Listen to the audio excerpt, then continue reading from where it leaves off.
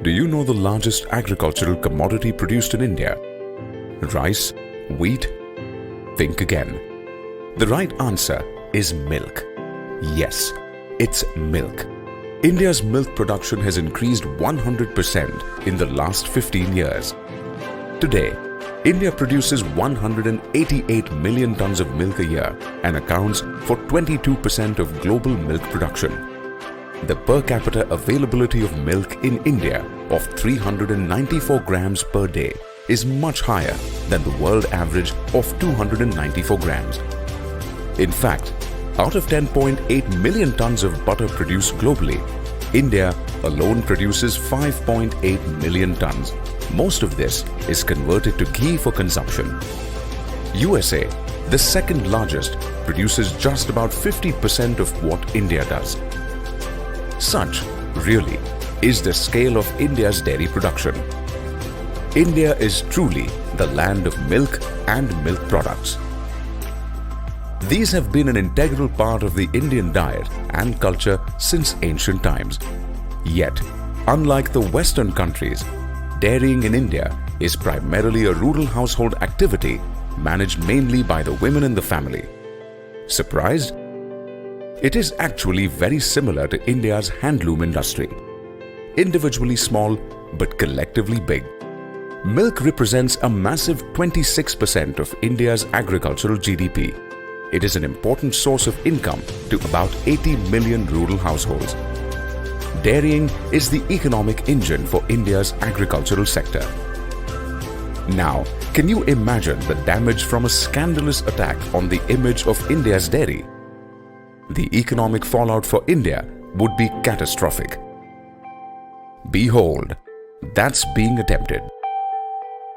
A recent, shocking attack on India's dairy sector came all the way from Canada.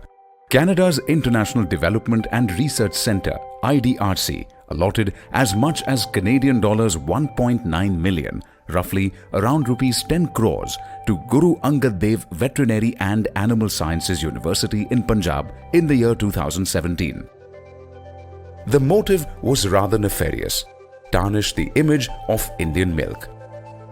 Using this huge foreign funding, the university produced a fake report claiming consumption of Indian milk would involve cancer risks in view of heavy pesticide contamination. Their study was published in an online journal for global access.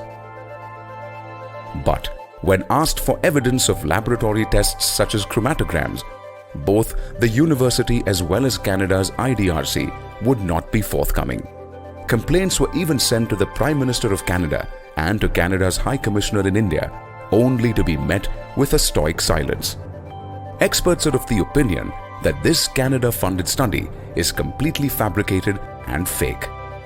The researchers did not establish the limit of detection, LOD, limit of quantification, LOQ, reporting limit, RL, etc., following the prescribed protocols. These are the fundamental requirements in any pesticide residue analysis. To allege cancer risks from consuming Indian milk on the basis of a fabricated study is nothing but rumor-mongering with an intent to harm India's dairy sector, our economic engine. ICAR scientists analyzed 453 milk samples for pesticide residue and found none exceeding the residue limit. In such a worrying scenario, some questions need to be asked. Can India allow unchecked foreign influence in our universities, leading to compromised research integrity and fake reports? In the USA, the White House, Congress and the federal funding agencies have all issued communications, new regulations, policies, guidance for dealing with the issue of undue foreign influence on research integrity. The time has come for India to urgently think on similar lines. Foreign donor agencies in India, such as Canada's IDRC, do not come under the Foreign Contribution Regulation Act 2010. The impugned milk study funded by a foreign entity should serve as a wake-up call for specific regulatory oversight to ensure research integrity in our universities and research institutions. Issued in defense of Indian dairy sector by Centre of Environment and Agriculture.